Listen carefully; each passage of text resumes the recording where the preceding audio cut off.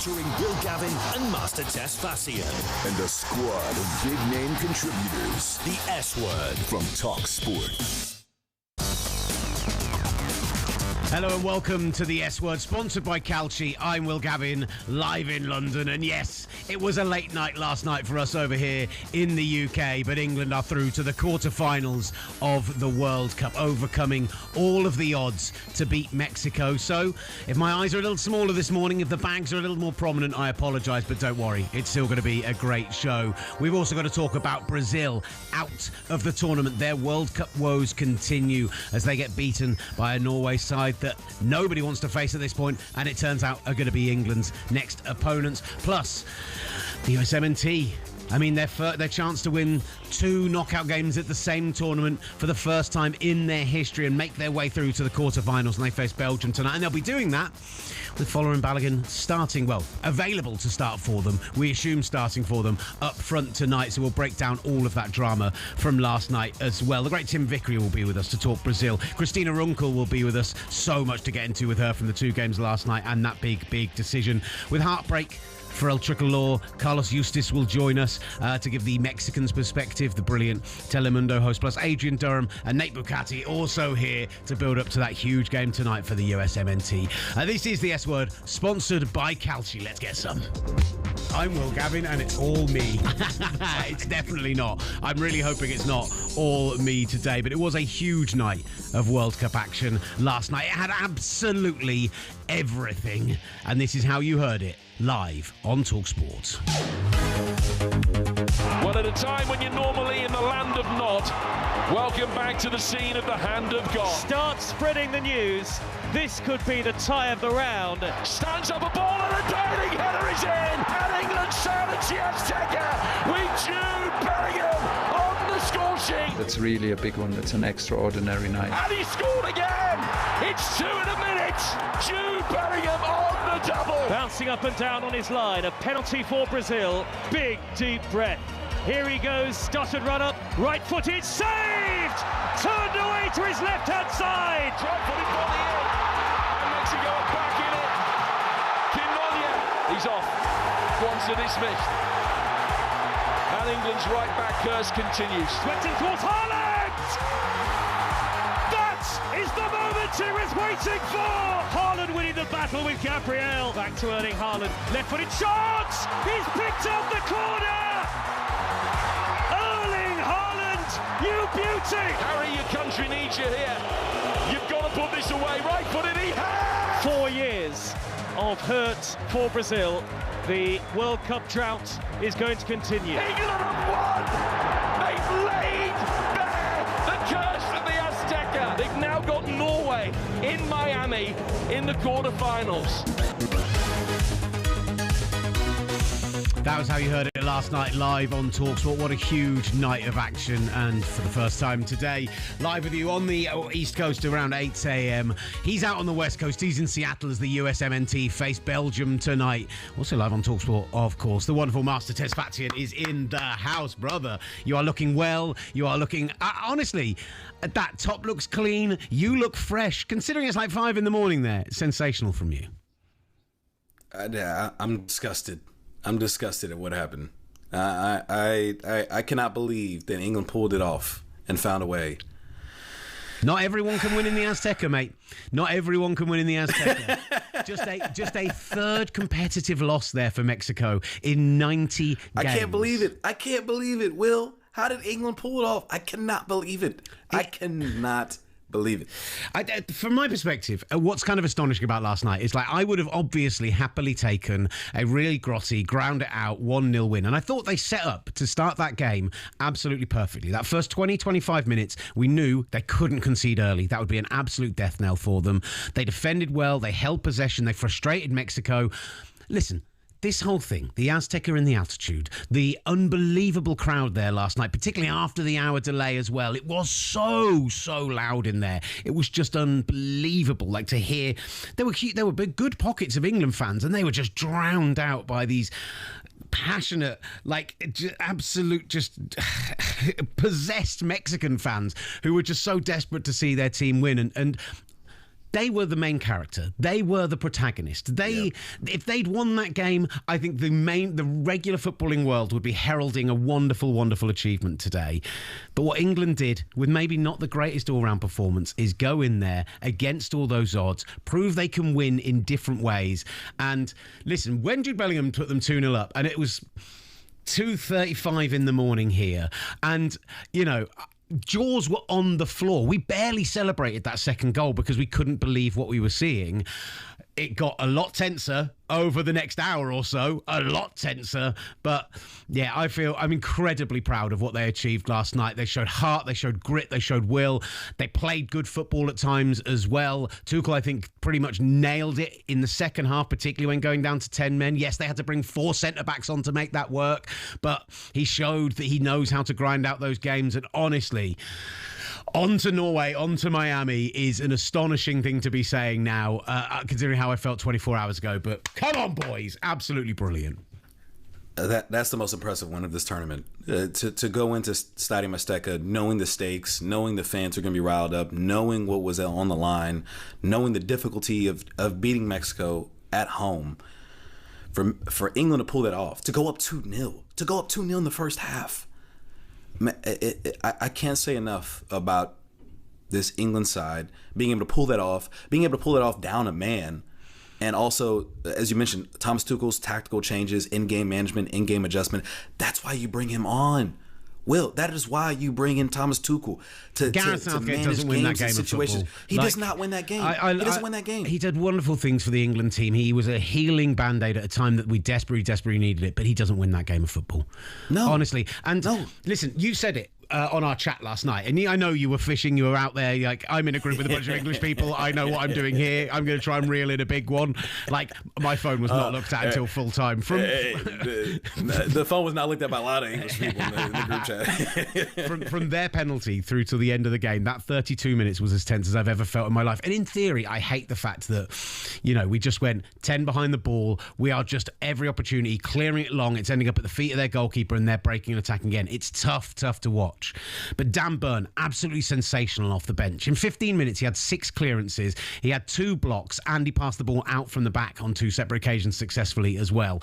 Just an unreal performance coming off. Ezri Konsa having to move to right back in that 5 and handle everything that Quinones offered, and then the substitutes as well, I thought was brilliant last night. Gilberto Moura, who I heaped praised on, and rightly so, was kept so quiet by them, particularly in that second half before he came off. And you're astonished that they've managed to achieve all that. Like, you really look at it, we've conceded from a free kick, which it's an unbelievable delivery. You could argue England could have done better, but it's an unbelievable finish as well. And you're undone by a penalty, which, you know, you could argue that in the days of pre-VAR, you'd very, very rarely see that given. I totally understand why it was. I'm sure Christina will explain it to us later, but it's one of those ones that you're baying for if it's your team, but if it's against you, you're like, oh, it feels so soft. And yet, in that 32 minutes after their penalty, when they made those defensive changes and they had all that pressure and all that possession, one shot on target. And it was all of the cliches, the hearts of a lion, the Englishmen gritting in and digging deep and doing what they needed to do. And it's a very different way to win football games, but I had a good time last night, even if I have no fingernails left this morning. You had to adjust with the circumstances and the situation. And again, I think England did that beautifully. I think Thomas Tuchel did that beautifully. And I think for all the people that were even doubting for Jude Bellingham to start on this England side, it seems so foolish now. It seems so foolish. We were having a discussion about the significance of Jude Bellingham and whether he should start on this team or not. His presence, his ability to make big plays, to show up in big moments, was on display at Stadium Azteca once again. Mm-hmm. Like, you do not win this game if Jude is not starting in your starting 11, period. He showed up, altitude or not, presence in terms of the intensity or not. This man is truly one of the best, the second best player on this team without question. And 23 outside of Harry old. Kane, like it is mind-boggling what Jude Bellingham was able to accomplish in Mexico against this side, and giving England literally the boost of confidence, the taking the pressure off the players and let them know, I got you, putting the burden on himself. Like, that's what we've seen Jude do time and time again throughout his very young career. And for him to do that at Stadio Azteca, I thought that was one of the most brilliant performances we're going to see in this tournament, period. I can't believe it. Yeah, I'm still... I genuinely can't believe it. I'm still shocked. I'm still shocked at the fact that England advanced facing Mexico in Stadio Azteca. Like, I don't know...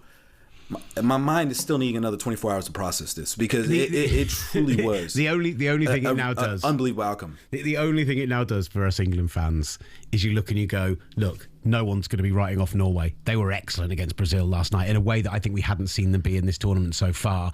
Like, yes, it was a bit of a smash and grab second half win, and yes, they had to ride their luck at times and the penalty and everything else, but they were brilliant. We'll talk more about that game in a moment, but they were brilliant, and they deserve to be in that quarter-final. No one is writing them off right now, but when you see that performance and you go, when I've watched the other games this tournament, and I go, could we beat Norway in Miami? Absolutely, we could beat Norway in Miami. Could we keep Lionel Messi quiet in Atlanta if that's what it ends up being? I believe we can. And if we then through to the final, be it the French, be it the Yanks, be it the Spanish, whoever it ends up being in that final, suddenly I am believing with heart and soul that I have not believed before, Master Tesfazian, and I think it's coming home. I believe it's coming home. And that is mind-blowing to me, that I actually truly believe that. And I'm not just saying it for theatrics, and I'm not just saying it to get clicks and likes. I'm just saying it because in my heart and soul, having only had 45 minutes sleep on a night bus last night on my way back home from producer Sam's house, that I actually believe. God, it's weird to say it out loud. I think I've got a stomachache. Yeah. Say it, Will. Say it. You believe what? I believe that England will win the World Cup. Don't get me wrong, right? France have been amazing. No outliers. No outliers. You just beat Mexico at Stadio Azteca. As someone that was rooting on your downfall, you really even were. Deny it. I can't deny it. If you want to feel like England's gonna win this, I have no rebuttal. That's how impressive a performance this was. I literally have no rebuttal. If every English fan was to come in our comments and say it's coming home, Yank, I have nothing to say. I literally have nothing to say. This was the most impressive performance of this tournament. And if English fans want to feel like it's coming home, who am I to say otherwise? Because you are well within your right. After that performance, after that display, after that fight, that toughness, that battling adversity, all these strange variables that popped up in Stadio Azteca, whether it was the delay, whether it was the red card, whether it was the crowd, whether it was the atmosphere, whether it was the VAR penalty, all of these moments, to overcome all of that and still come out on top within 90 minutes. This didn't go to extras. This didn't go to penalties. You beat Mexico at Stadio Azteca in 90 minutes. Just a reminder, by the way, if you are watching this... I have nothing to say. Yeah. I have nothing to say. I literally have nothing to say. Unfortunately, I have nothing to say. Yeah, I love this from you. This is wonderful, wonderful work. I'm going to put this on because I can't handle seeing my eyes anymore. Listen, if you are watching us on the talkSPORT YouTube channel or over at talkSPORT S Word, please join us over at the S Word. You can subscribe there. This show, if you've just joined us for the first time, so there's a lot of people watching over on talkSPORT. We are here every single day of the World Cup. We're branching the gap between the US and the UK, doing a talkSPORT show for our American market, our American friends. So of course, we'll be talking America. We'll be talking following BALOGUN coming up. We'll be talking about all of that. The great Nate Bukaty is going to be joining the show. Well, what happened to BALOGUN?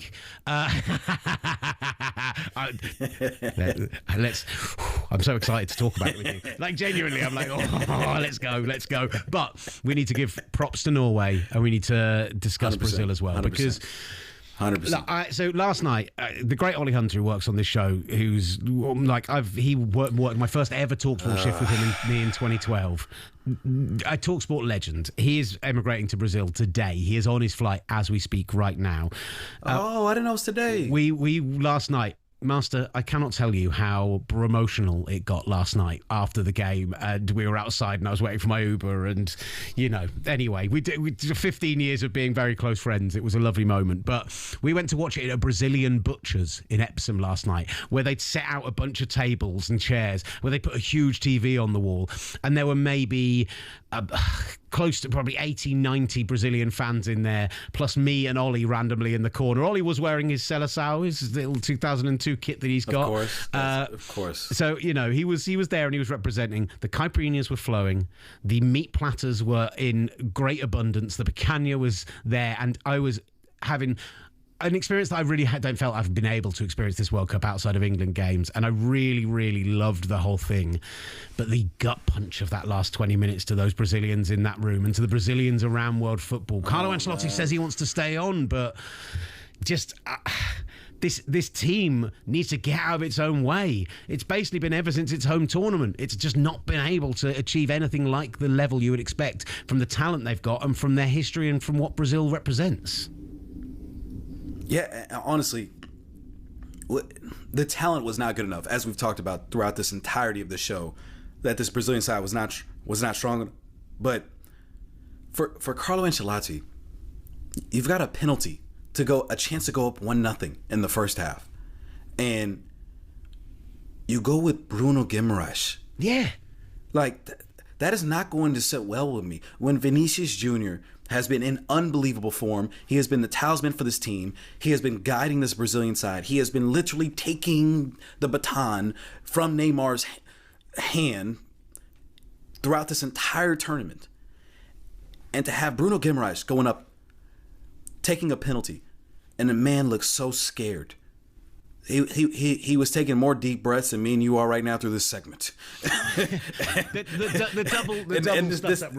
double stutter run. Like, I filmed it. You can see it on my Instagram. I filmed it last night in the thing, expecting it to be a goal and seeing the party. And when he did the double stutter, the anger from the Brazilians I was with, just like, what on earth? Just step up and bury it, man. But even before that, he looked so nervous before that. He looked so nervous. He was taking so many deep breaths. I'm like, why? Again, and Carlo explained afterwards, he had, obviously a list of penalty takers that he has. I think it's like Rafinha, the Neymar, the Bruno Guimaraes, and there's someone in there that I'm missing. But somehow Vinicius Jr. is not in the top 4 of pen takers for this Brazilian side. That part I did not understand. If you have Vinicius Jr. going up, taking this penalty, taking at the spot, Brazil's up 1-0, and at that point the whole game changes. The game management changes completely. But the simple fact that you had Bruno Guimaraes going up to the spot, taking this penalty, and obviously it was saved, that changed the entire complexity of this match, where Norway was able to continue doing what they were doing, and obviously eventually Erling Haaland gets his brace, got the best of Gabriel on both goals, and Brazil's going home. Like that, I will not get over the fact that Vinicius Jr. did not take that penalty. And I'm a huge Carlo Ancelotti fan, but I think that was a huge error from Carlo Ancelotti that ultimately played a significant role in Brazil no longer being in this tournament, and it's disappointing to say the least. Time to revoke that. Really time to revoke that Don status from Don Carlo Ancelotti. Time to say you need to do something special if you're going to stay in this job now, sir. Listen, the whole game though. You go back to the very opening in Norway. I mean, he's very clearly offside in the build-up to that goal, but as they pull the ball back across, and there are 3 Norwegians lining up on the edge of the box to take the opportunity, and not a yellow shirt within 10 feet of them, and you were just like, wow, that's telling this early in the game. And yes, Brazil grew into that first half. You mentioned the penalty. Nyland made a couple of great saves with his legs from Vinny Jr. and Gab Martinelli. He was fantastic. He was absolutely unbelievable. And you come up against those performances sometimes, right? But they come on in the second half. They bring Endrick on. Huge response where we were. Huge response in the stadium. Gets an opportunity within a minute of coming on the pitch and takes a touch too many, maybe. Pulls the shot wide. Like, that was the moment for him to announce himself. With his left foot, when he had a chance to take it to the right. That international stage, that moment where Endrick says, I am here. This is why you must pick me, Carlo Ancelotti. Yes, we get Neymar come on. Yes, he gets his late penalty and his send-off moment and his last international goal before he retires. But I thought that Norway were threatening throughout. I know they absorbed a lot of pressure, but the first goal, the passing, the cross, they absolutely pulled that Brazil defence apart. And I'm like, everyone is going to talk about Erling Haaland. And obviously he is the man for the moment. You said it, he beat Gabriel. Beautiful header on the first goal. Great finish on the second goal. There was so much talk about that matchup going into it and their history with City and Arsenal and the times they faced off with each other. And it's wonderful when you have that narrative and then it all does come together in a game. It's a beautiful thing to see. But Odegaard was sensational last night. It was. Shedlerup off the bench was absolutely sensational last night. Nusa in the first half really caused Brazil all sorts of trouble. Like, this is a Norway side who are not just Erling Haaland, who have a lot in their locker, who defend resolutely and are going to cause England real problems on Saturday. This is not we've got through the Azteca, now we've got a bit of an easy one in the quarter-final. And some people will sell it as that. It'll be all, as long as we keep Erling Haaland quiet. This is a good Norwegian team. This is a team that maybe people didn't expect to win a single knockout game, and now they're in the quarter-finals. Like, do not write them off. Brazil are the big question mark that needs to be talked about. But I'm writing them. England's going to the semifinals. I'm writing them off. England is going to the semifinals. You can take this Viking road back home where you started, and take your Norwegian fish and everything else that comes with it. Their journey's coming to an end in Miami. England's going to win this matchup, and they're going to go to the semifinals. I would certainly look at all of the action that's happening in the... You pouring me a drink in there? Is that an Alka-Seltzer? Is that to clear my head a little bit? Right, you are. 5:20 a.m. a little early for a drink here. You're watching the S Word. Sponsored by Calci. Will Gavin here in London. Master Test Fatsian live in Seattle. We'll talk USMNT up next as Nate Bukaty is here, and we've got absolute shambles. Got to break down the Fowler and Balogun situation. So that's all coming up here on talkSPORT.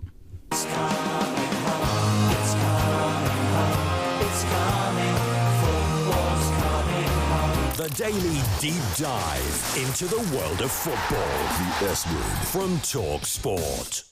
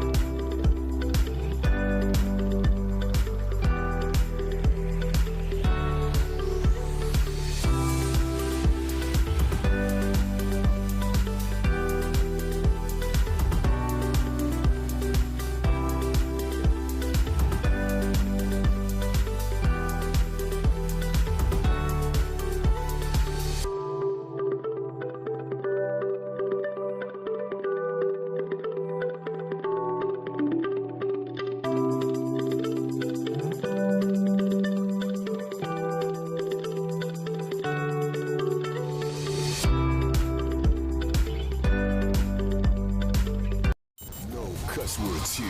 Just 2 hours of full-on football dialogue. Every day. talkSPORT presents The S Word. A lot of you getting up in the chat, both on the S Word YouTube channel and on the talkSPORT YouTube channel as well. You're here with the S Word, sponsored by Calci. I'm Will Gavin, live in London. The great master Tez Fatsian is in Seattle ahead of the USMNT Belgium tonight. It's 1 a.m. here. It's what? That makes it 5 p.m. in the US? Yeah, quick maths there. Not very quick at all. Yes. There you go. It was quick enough. You've got a whole day to get ready for this one, my friend. I am very excited to see what you get up to tonight. I am still recovering from yesterday. I cannot figure out if I'm going to be able to stay up for this game after last night. I'm not going to lie. I don't blame you. It might be. I don't blame you. Pop it on the TV. I literally do not wake blame up at 5 a.m. and watch it in full cup job because it's going to be a struggle. Yesterday was so unbelievable. I do not blame you at all. If that is the reality that you have to face on a Monday, early Tuesday evening or morning, well, I can't fault you at all. But you know what? You're gonna miss a Balogun hat trick.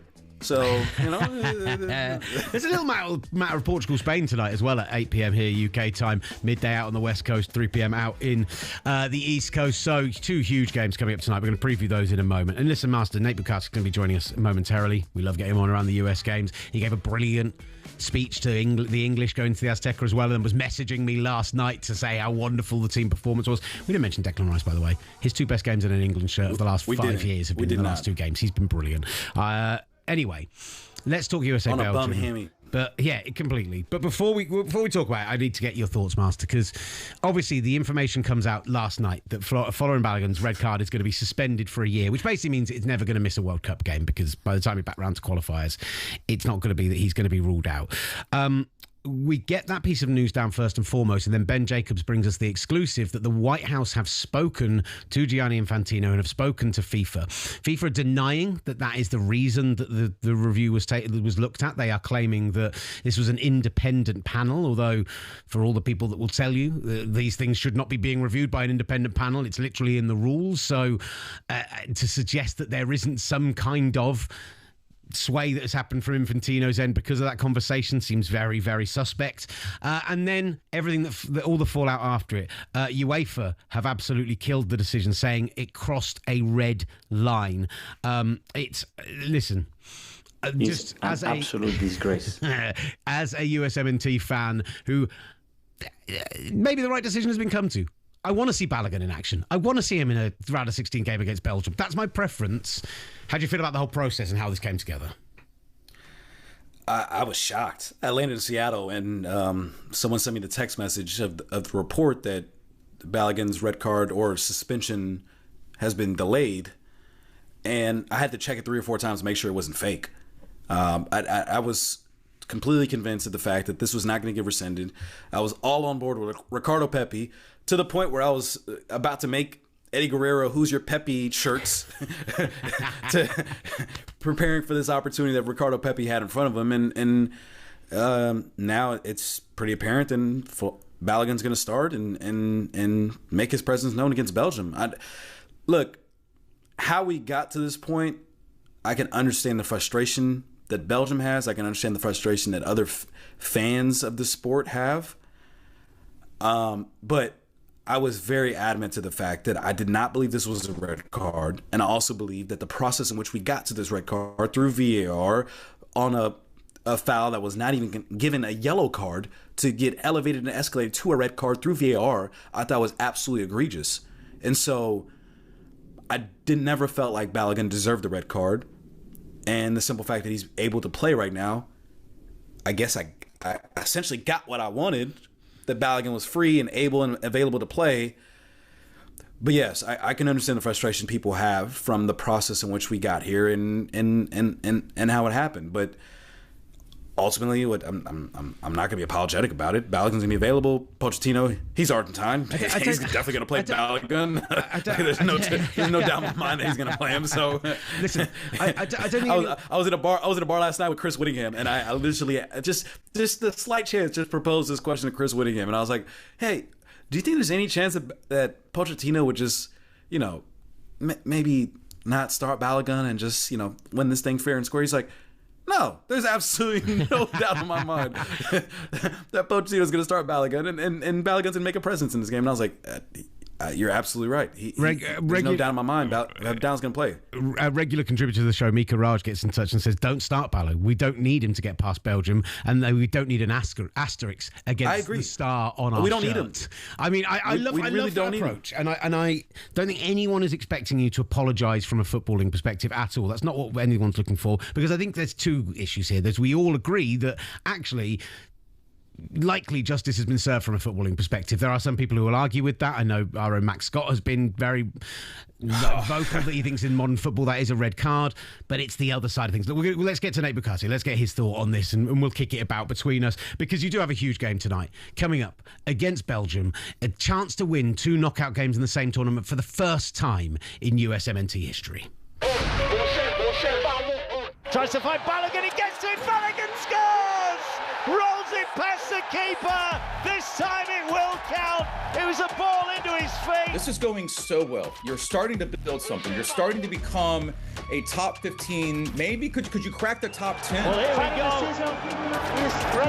Wow, following Balogun, the goal-scoring hero, sees red. It happened because by accident, and it's never intentional. That is why for me it's never red card. Because I can tell you Flo Balogun is now eligible to play in the round of 16 game for the US men's national team against Belgium. You know, I've got to say, I think it's disgusting. I think it totally undermines the integrity of the whole thing. Yeah. You know, I think it's diabolical. Yuri Tielemans of Aston Villa to win the game for Belgium from the spot, right-footed, into the top corner. Belgium back from the brink. How on earth did they do that? But that is an act of escapology like I have never seen before in a World Cup. Whatever happens, potential for heartbreak or euphoria. I can't cope.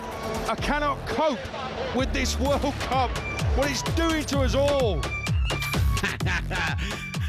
It's not like Adrian Durham's to be dramatic about these things by any stretch of the imagination. There's plenty of meat to get into not at all. on this following Balogun stuff as well. But let's welcome in our guest to talk USMNT, the great sports commentator and just KC legend, Nate Bukaty is on the show. Nate, how are you, brother?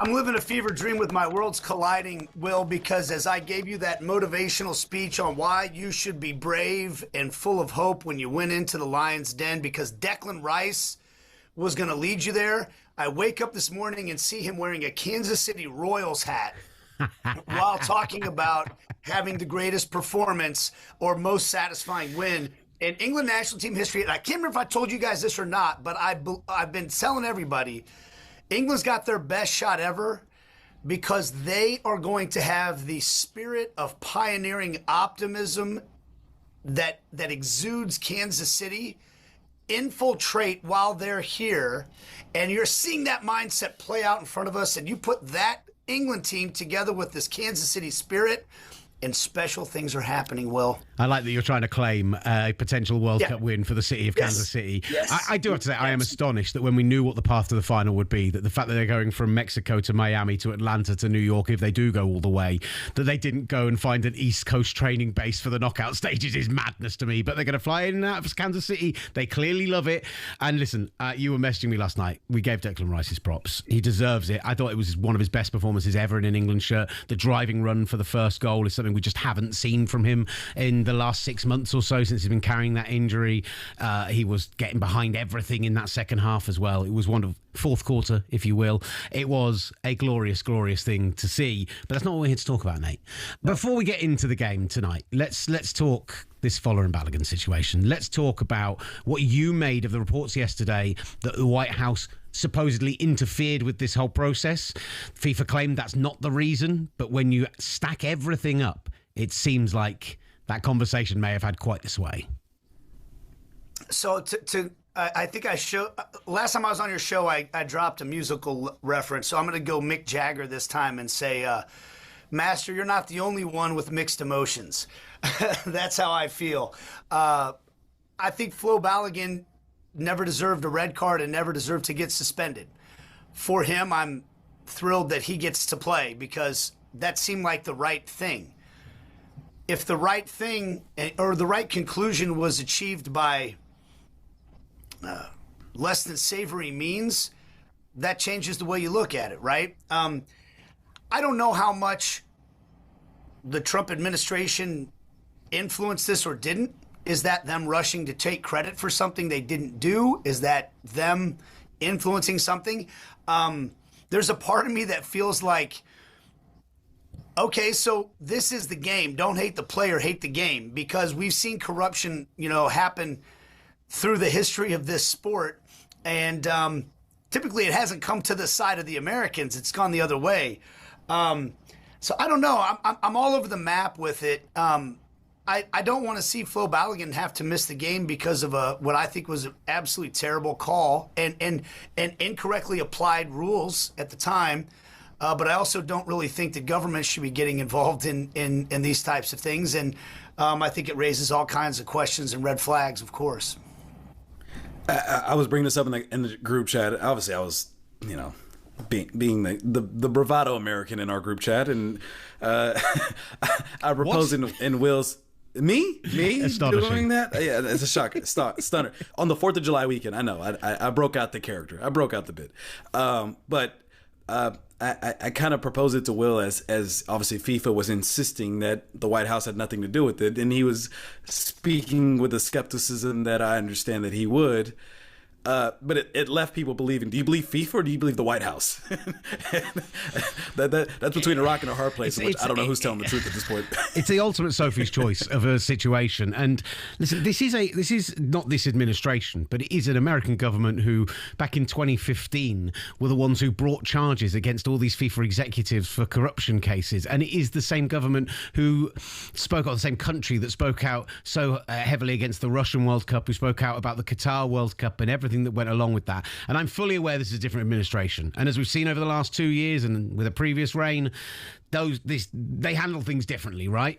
But to say the least, we sat here and we said that we don't want politics to instill itself in football when we talked about Donald Trump being there to hand the trophy over, and we don't want to see a crossover. And this government, and particularly this wing of this government, have spoken out so readily about athletes and the fact that they're not allowed to take a political stance for whatever reason that might be. And normally, let's be honest, it's something to do with human rights, etc. And they speak out so readily about it. The crossing of politics and football in this situation, if that is what's happened, and it does look like that is what has happened, I like Flo Balogun being in this game. I think it's the right footballing thing to happen. The way that it's happened brings the whole game into disrepute. Like, not this game, but the whole just way that this organisation is being run. And honestly, if Gianni Infantino were to leave tomorrow, I don't think there would be a single tear shed worldwide. The only quibble I even have with you is the idea of bringing it into disrepute. Hasn't it already been there? Okay, fair point. That's a very fair point. I mean, you just mentioned it. I mean, I was part of this referencing Kansas City, but this is the third attempt by the city of Kansas City to try to get the World Cup, and the last one was the one that happened where we all thought it was coming to the United States, and then it went to Russia and Qatar. And as you just mentioned, we all know where that ended up heading. And I think there are some people, and I think they might be cynical, but there are some people that are like, hey, if this is the game, you might as well get involved in it and work it to your favor as opposed to sitting around and griping about it. I don't know how I'm not saying that that's how I feel about it, but that's certainly I've heard that from a lot of people over the last 24 hours. Don't hate the player, hate the game, Nate. You don't I mean, that's what I'm saying. Yeah. But listen, let's speak on this game, because obviously all the controversy, as they say overseas, which sounds ridiculous.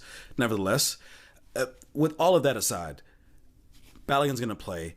How does this change the dynamic of this USA-Belgium match that obviously is a crucial point and a crucial match in the round of 16? It's funny, guys, because I've spent the last 4 days giving myself this motivational talk about how we're going to be fine without him. Ricardo Pepi's a good player. And even if he hasn't played that well so far in this World Cup, he is a good player, and they were going to be fine. I kept telling myself that. Then you see that he's going to be back. You go, yes! So excited about that. Balogun's playing incredibly well right now for the team, and I think that does make a big difference for them. There's a confidence component to it. He's been incredible. So look, what I expect from this game is still somewhat the same, though. I think this is I was looking at the game flow of the Norway-Brazil game, like at the halftime mark yesterday. And, they show the peaks and the valleys based on which way the game's headed.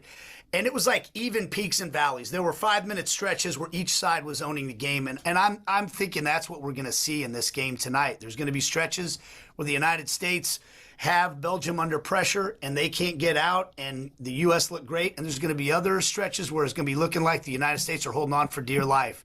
And I think that's the stage we're at in this tournament now, right, guys? And that's what's going to make it so stressful but enjoyable to watch at the same time.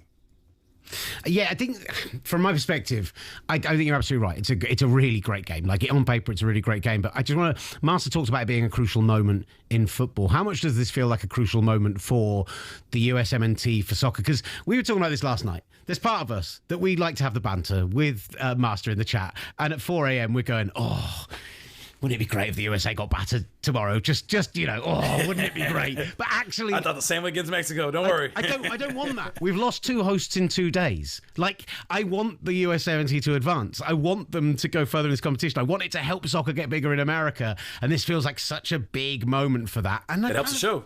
It helps the show massively, by the way. But I feel like I've watched enough of this Belgium side to say I think the USMNT, I believe they will win. Well, hey, you got the chant down already. Our lame chants that we do. That's one of them right there. So thank you. Listen, this is the inflection point for the United States men's national team. What they've done so far is meet expectations. What they have the opportunity to do today is blow past those expectations and announce not only to the football curious population in the United States, but to the entire world, that they are a legitimate player on this global stage, that they are to be considered and to be taken seriously. The United States has made it to that point once before, and let's be honest, that was in Korea at 4 o'clock in the morning to a sleeping nation. This is in front of the entire nation watching and the rest of the footballing world watching. And so let's take Mexico, for example. They celebrated like crazy, the fifth match. They got the fifth match. But we all know they didn't make it any further in the tournament, right? So what they did, I think Mexico had a really good tournament. I thought they played well. They should walk out proud of what they did. Yes. The last 15 minutes of that game, we can talk about, but they should be proud of what they did. They played really well, but it wasn't special. It went from, okay, good tournament to it's over. The United States, what they've done to this point has been really impressive. They've played some of the best soccer we've ever seen them play, but all they've done is beaten teams they were supposed to beat. It becomes a special tournament if they win tonight. So, everybody likes to talk about pressure, and I'm going to give them the same speech that I gave you last week, Will. Pressure is a privilege. Instead of looking at, how much, everyone's counting on you, you should be looking at what you have the opportunity to do tonight. You have a chance to flip the entire script that the world thinks about this country in soccer and that this own country thinks about in soccer. That's what stands in front of you tonight. You have the chance to take what's been a decent, good tournament, better than decent, a good tournament, into something special. That's what's here. Oh, come on. I'm excited now. You've got me going. I'm definitely going to stay up until 3 a.m. to watch this one. Hopefully no lightning delays like we had last night. The wonderful Nate Bukaty joining the show. Absolutely wonderful stuff. Gets me riled up for the USMNT, which is an astonishing thing to think about. But wonderful stuff from him, Master Tesfatsi, myself, Will Gavin. Get in touch on all of those social media channels you can see to Master's left, and we will be back momentarily. What a night of action from the refereeing perspective. Christina Unkel will be in the house.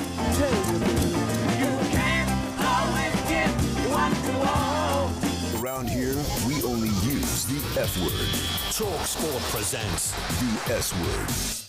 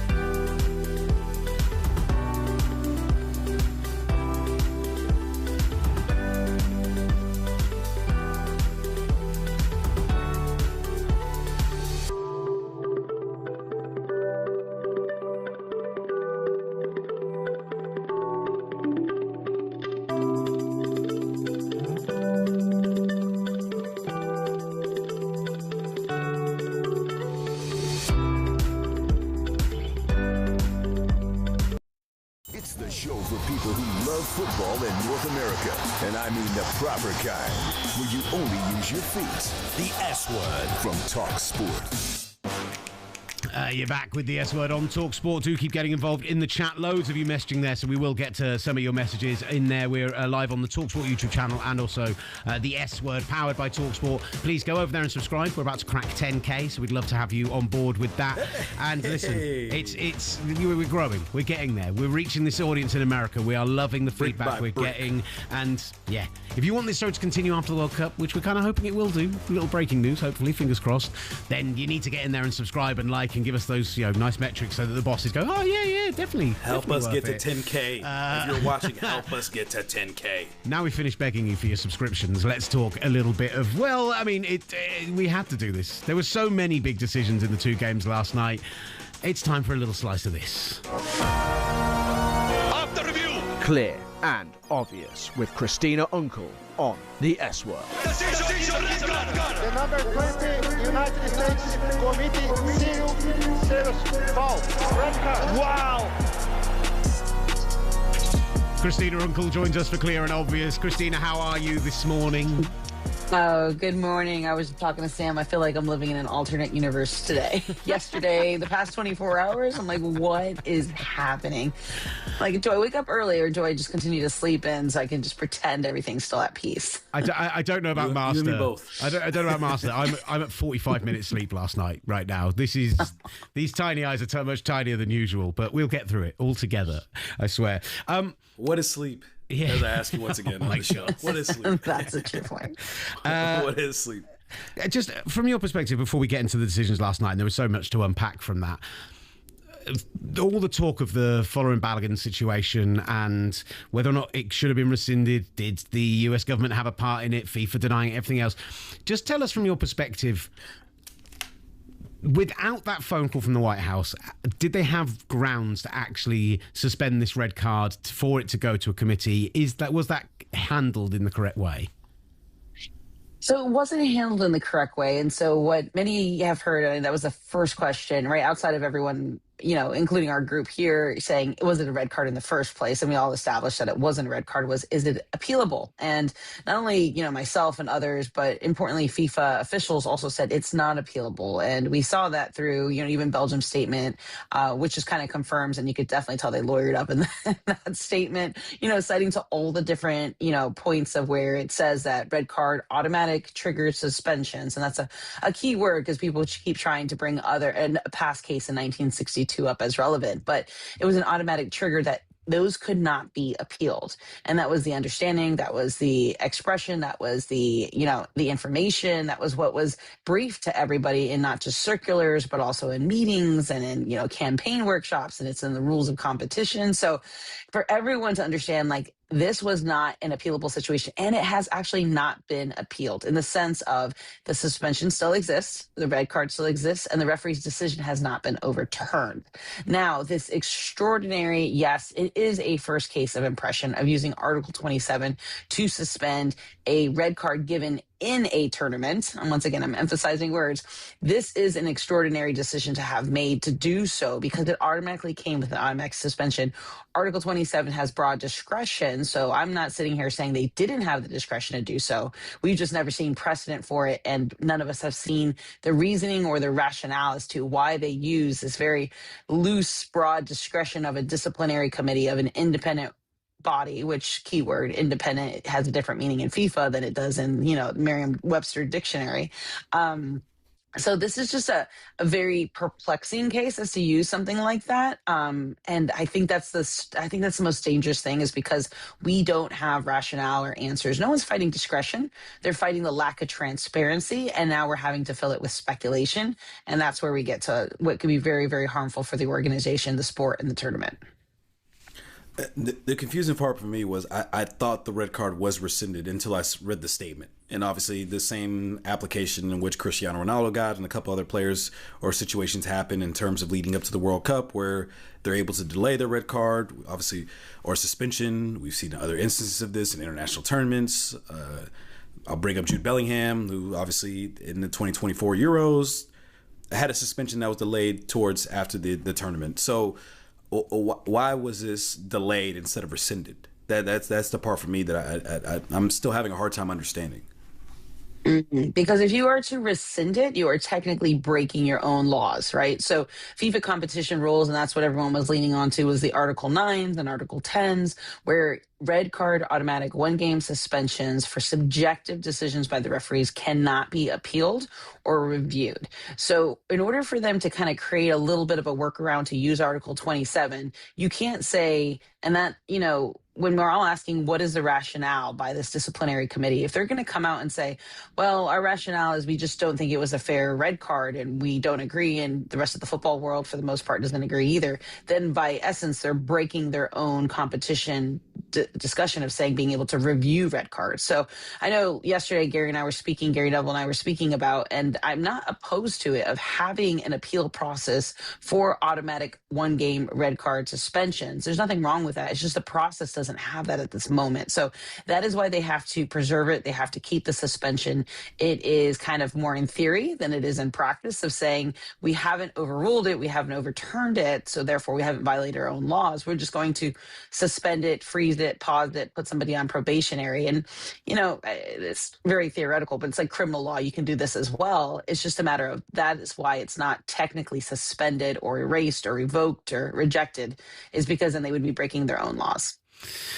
I mean, that sounds like something that should bring the whole thing into question anyway. We'll just go round and round in circles on this if we keep doing it. I'm going to ask you about that Jude Bellingham tweet a little later, though, Master. I tell you, that for nothing, because it got some wonderful responses, some big bites from some members of our talkSPORT family, let's put it that way.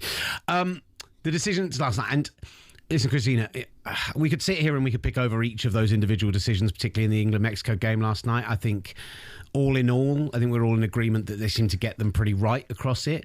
I think what was odd for me is you had that Declan Rice yellow card right at the start of the game, which seemed to really set the tone. And despite getting the big decisions right, I never felt like the referee was in real control in that second half. Maybe that was to the benefit of England in the end, but it got very fractious and very messy. I think you hit it on the head. And this is one of those games, like I had tweeted last night, I'm like, this is insane. Like there's not many games or anything that can prepare you for this kind of a level of energy. One, you had two teams that were just battling with everything that they had, right? Even at the end of the game, you see Jude Bellingham like barely surviving, right? He's giving everything he can. But then to be thrown into the Azteca, we talk about the players all the time. We talk about, I was laughing, we're like, no more word of altitude, right? But you also forget how much the referees have to put into that. And to go into that, I'm going to use the word hostile, but not in a negative sense, just that incredible energy that the Azteca, that the Mexicans bring, it literally is on top of you.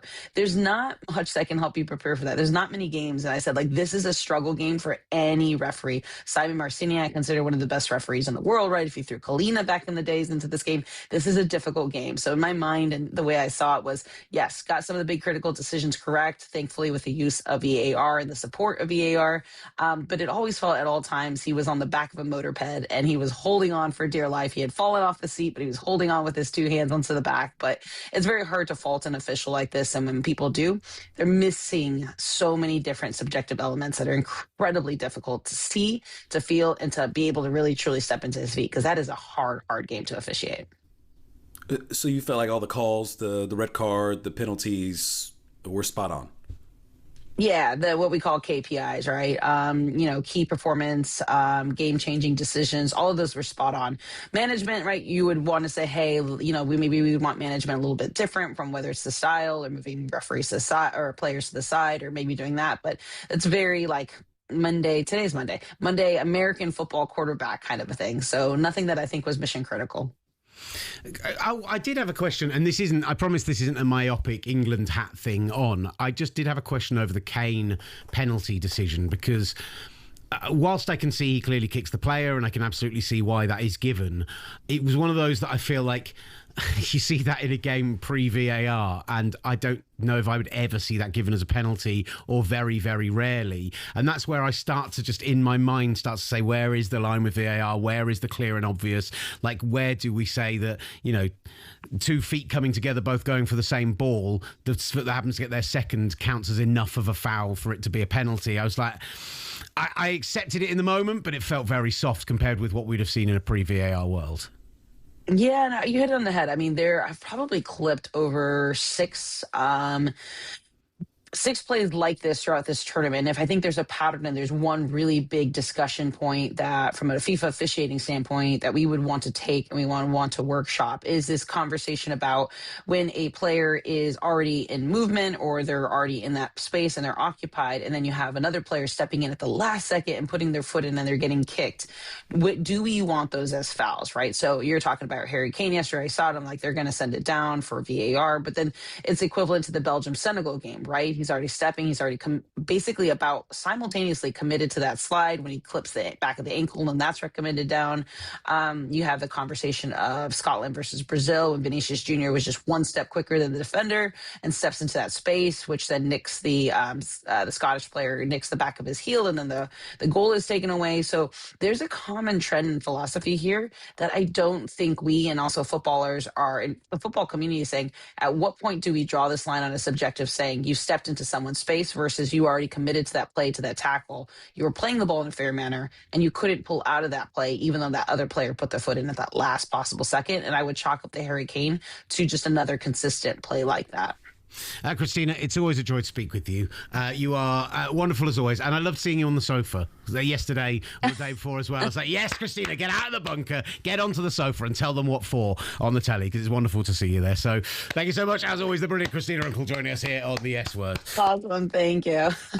Look, it's been a very serious show in this first hour. England just got through to the quarterfinals of the World Cup in astonishing fashion in the Azteca, and the USMNT tonight have a chance to win just a third knockout stage game in their history, a second in the same tournament. Like, these are huge moments, and we need to have some fun with it. So we're going to do that in the second hour. The great Carlos we Yustis need an hour to wrap our heads around what just happened yesterday. That's it. That's it. To help our audience walk through what exactly happened yesterday. Understandably so. Hour 2, Will Gavin is locked in and ready to take it on. Let's go. Carlos Yustis is here. Adrian Durham's here. I promise you, we're going to have some good times in the second hour here on the S Word, sponsored by Calci. Yeehaw. From kickoff to the full-time whistle, talkSPORT presents the S Word.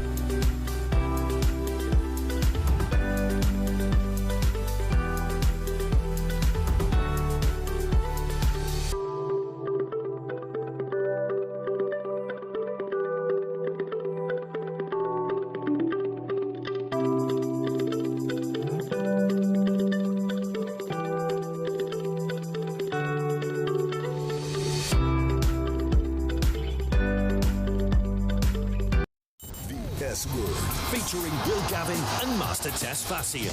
And a squad of big-name contributors. The S Word from talkSPORT. You're back with the S Word, sponsored by talkSPORT. I'm Will Gavin, live in London. The great Master Tess Fassian in Seattle, where it's very early doors. And in about 11 hours' time, the USMNT will be in action, taking on the Belgians. We'll talk more about that coming up in this hour. We've got the little matter of Spain-Portugal to preview as well. The Brazilians are out of this World Cup, and we've barely talked about it in the first hour. So Tim Vickery will be here to talk about all the fallout there. Mexico, brilliant hosts. They fall by the wayside as England advance, so still loads to get to. Adrian Durham will be here as well. So yeah, so much to come on this next hour on the S Word, sponsored by Calci. Come on, England! Yeah, come on, England. You look like the English fan that told me Wagwan when I was at a pub watching England-Croatia. I do not understand that. As much as I feel like I could make that joke to you privately, I would never say it to you in public, even to you as we're friends. I'm like, I would be way too scared. I'm just like, what if somebody hears me? What if I get cancelled? That's very, very funny that an England fan did that with you, though. Listen, it's been a tournament of just unbelievable characters that I've come across all throughout this country, all across Mexico. That was the last match in Mexico, Will. That was the last match in Mexico. Every other match moving forward is going to be in the United States, including the one tonight, of course, in Seattle, USA, Belgium. We've got another beautiful one in Dallas, Texas, between Spain and Portugal, coming up 1 o'clock Pacific time, I believe it is. So, yeah, the characters that I met throughout this entire tournament have just been unbelievable, including the characters I met last night, that watching it at a Seattle pub with a bunch of Mexican fans. Not that you're not going to definitely be in the pub for the early kickoff anyway, but just do away. It's 12 Pacific. I don't want you to miss kickoff by an hour. It's 12 Pacific. Thank you. I did not know. Thank you. Trust me, I'm going straight to bed after the show. It's important stuff. Our fans need to know. All of the viewers out in the US as well as here in the UK. Loads of them getting up in the chat as well. A lot of talk of the performances of England last night. How Haaland is a machine. There's also a lot of anti-England, we've got a lot of Scottish fans off the back of our times with Shaban. We've got a lot of followers on that side. And there has been a lot of, ooh, you beat Mexico and now you're suddenly going to win the World Cup. The world's gone mad. It was. I mean, Scotland beat Haiti, and all of a sudden they thought they were going to make it to the knockout. So, it's tomato.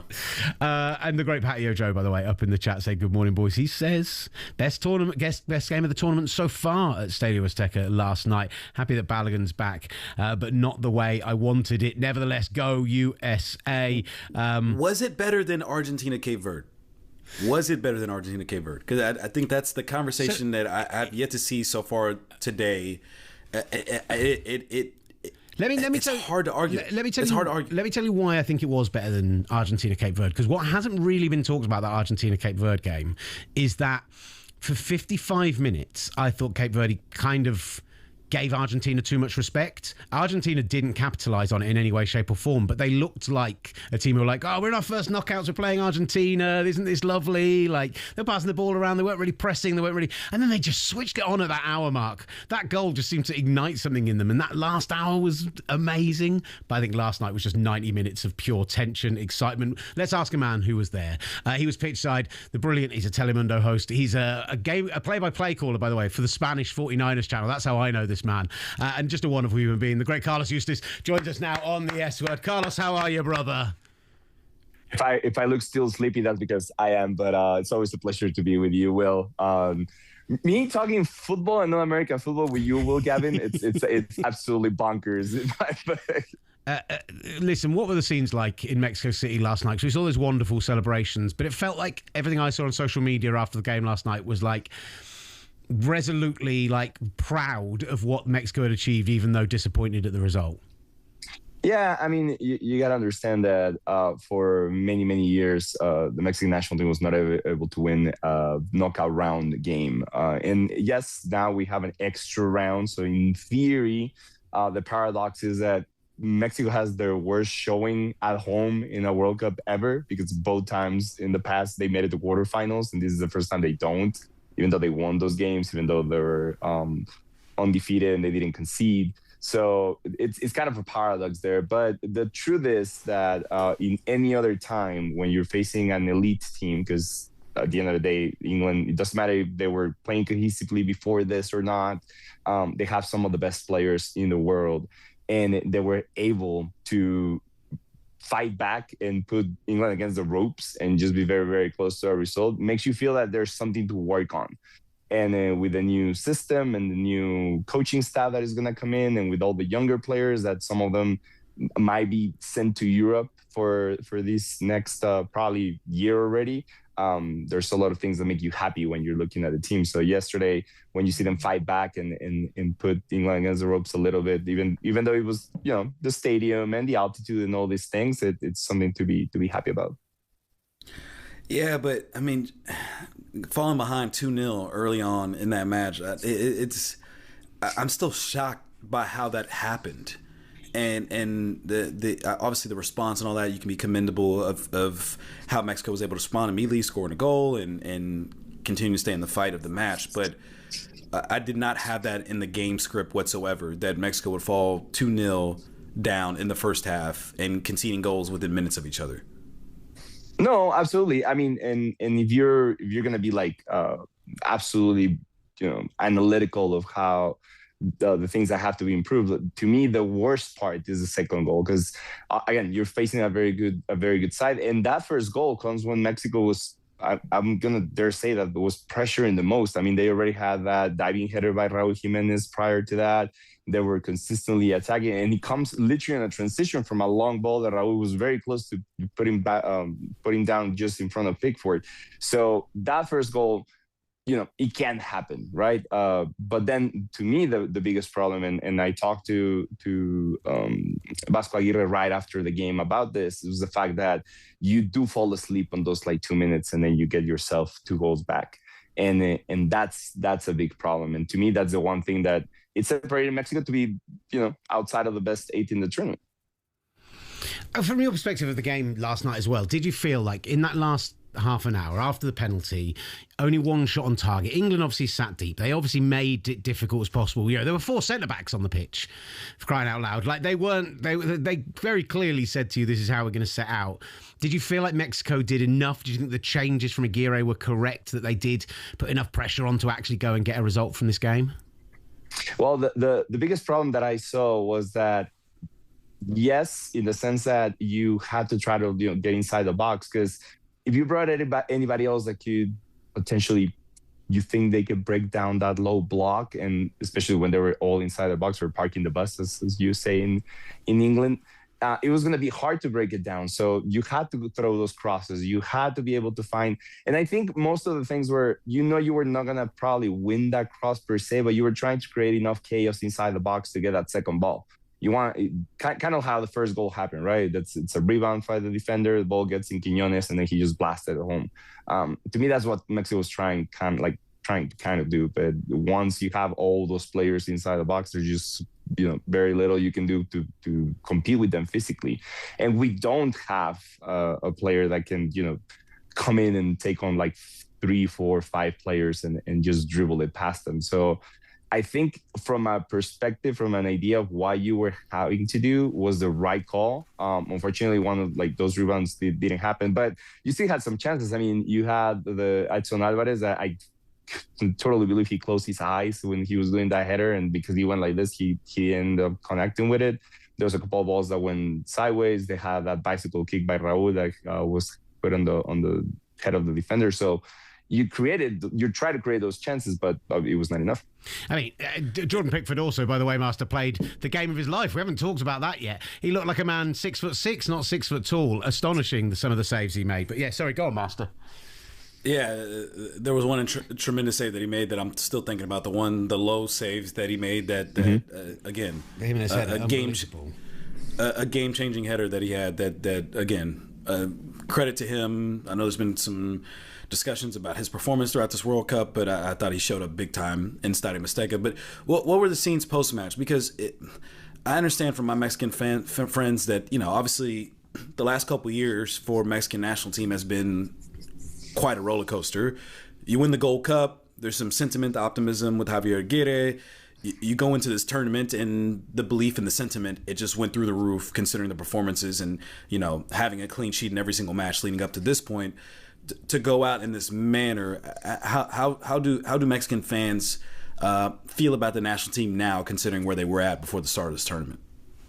I feel like at least the people who were in the stadium were very hopeful just in general, or at least they were happy. I'm not going to say happy because nobody's happy when you lose, but they were content with the fact that Mexico fought back and that there was something to build up upon. Because I feel even before the tournament started, maybe a couple of months before the opening match, there was very little hope on this national team in the collective. I feel people got detached from the Mexican national team for a very long time, and whether it was with Diego Coca, and you will know this very well, that Nations League loss to the U.S. a couple of years ago. Then the fact that you were not winning games, there was a big stretch where you changed coaches 3 times. So all those things put together were making the fan not being hopeful. But then the tournament happens, you win that first match, you win the second match, you win that third match. And I feel the people started really getting behind the team. And you felt that yesterday. One of the things that I really appreciated from the fans is that usually in the past couple of years, when things were not going well, fans will just basically turn on the team and start booing them, even at their own stadium. I mean, it happened against Portugal in the last friendly they had. And this time around, even with a 2-0 down, they got behind the team, they rallied them up, and that was a big reason why they were able to put that goal back so quickly. So I feel that the collective of how people feel around the team has changed, or at least it showed in this tournament. And I think people were happy that even though you lost to one of the superpowers, as usually happens, you were able to enjoy a really good match. One of the superpowers. Hear that, Master? Hear that whispering on the wind? They're going to win the World Cup. We'll see if there's a superpower if they can turn around a red card decision and a suspension. We'll see how super you are. The wrong kind of superpower, right? Yeah, let's not talk about that. That's a different superpower. That's kind of Dr. Doom superpower. It's a superpower holding a hand over a big red button. Listen, Carlos, absolutely wonderful. England can do it. Absolutely wonderful stuff from you. Really appreciate you, brother. Thank you so much for joining us. Thank you so much. You're a great man. Carlos Yustis joining us here on the S Word. Wonderful from him. Master, it's been like one of those shows. I think everyone's feeling a little weary this morning. Everyone's feeling like, whether you're in the Azteca, whether you're watching it at 4 a.m. here, whether you're watching it at a nice reasonable time over there, but the Mexican fans were having a party. Everyone's feeling a little bit like still recovering from last night, and we still haven't even talked about the fact that Brazil got knocked out in much depth. In many ways, man.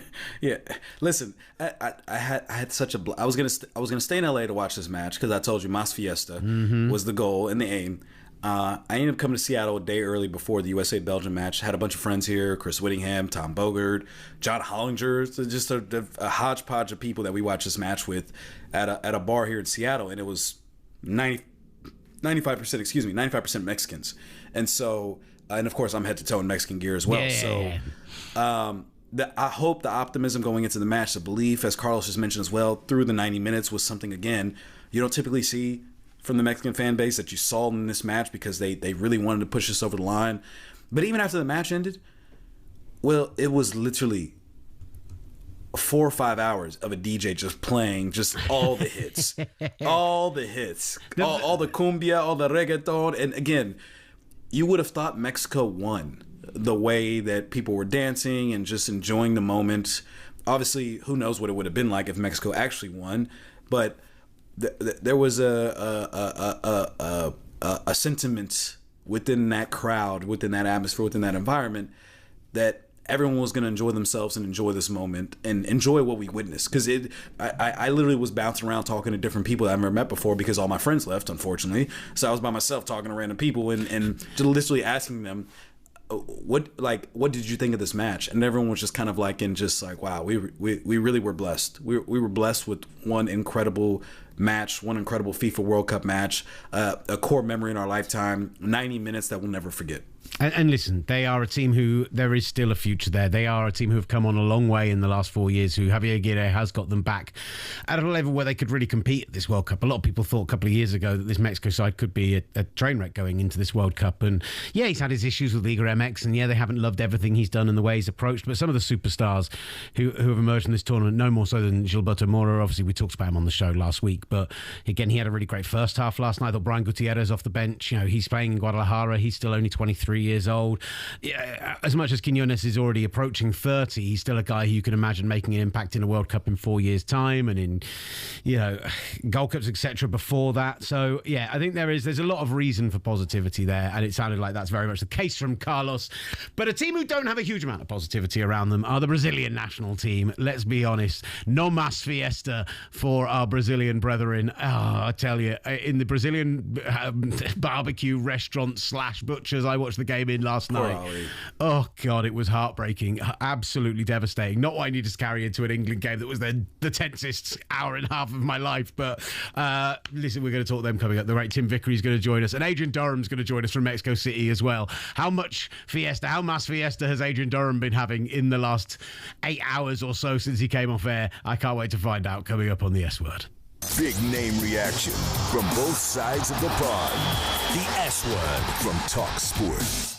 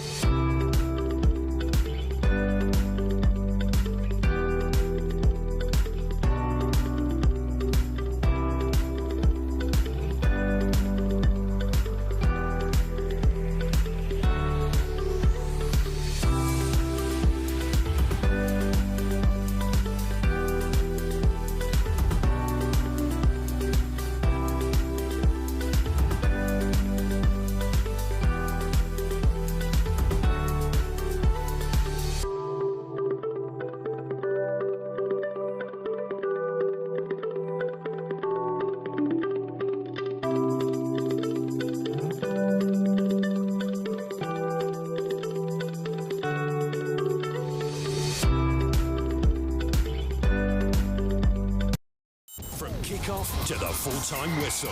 Don't say the S word. Say the F word. Football. The S Word from talkSPORT. You're back with the S Word from talkSPORT. Will Gavin repping the quarter-finalist England, getting somehow through that game as the Azteca last night. What a performance it was in the end. Heart, soul, passion, just grit, determination, plus some brilliant football as well. Everything you love to see. Are we going to see the same from the USMNT tonight in Seattle? Oh, we had some... Forget us handling the altitude. They couldn't handle the altitude. That's the point. The wonderful Jude Bellingham, the wonderful Harry Kane, Anthony Gordon playing the game of his life, Jordan Pickford making save after brilliant save. Come on, England. It's coming home. Yeah, I've dropped an altitude and I'm proud of it. Will the USMNT do the same tonight against Belgium? We'll continue to build up to that game and have that one live for you tonight on talkSPORT. Plenty of reaction tomorrow, of course, on the show from 8 a.m. Eastern. But we talked a lot about it at the very top of the show. We talked about Norway's performance. We talked about what coming from Brazil. We need to talk with one of the all-time great South American football correspondents after we play how it sounded. Brazil crashing out of a tournament far too early once again on talkSPORT.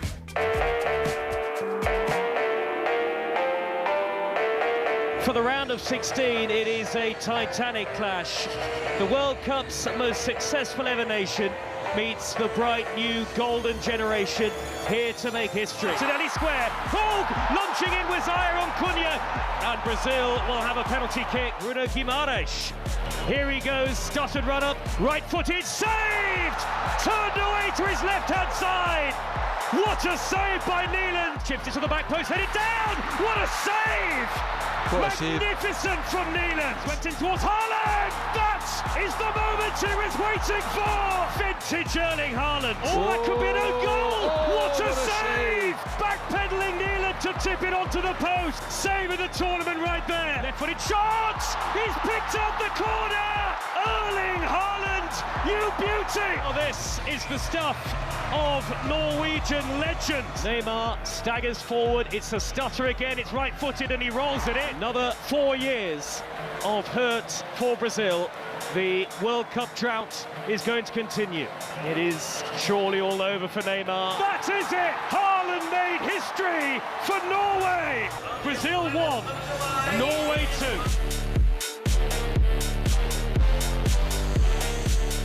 So just the 3 knockout games won over the last 3 World Cups since that huge defeat to Germany on home soil in 2014. They've gone out of the quarterfinals, and now the round of 16. There is going to be an inquest and a half, I'm sure, in Brazil into the decisions made. Should Endrick have appeared earlier? Did he give Neymar enough time? Everything else that goes along with it. Well, a man who will answer all those questions for plenty us. Of time. And I'm sure much, much more. The wonderful Tim Vickery is in the house here on the S Word. Tim, how are you? Looking suave as ever, sir. Yeah, I'm trying to protect myself from the most Monday morning of all Monday mornings in Brazil. How are you doing? You all right? Yeah, go on, Tim. How Monday morning is that? Tim, you'll be aware of a good friend of yours and mine, Ollie Hunters, who used to work on the overnight show with me when he used to come on regularly. Ollie Hunter has emigrated to Brazil today. He has moved to just outside of Rio de Janeiro today. What a day to move to Brazil.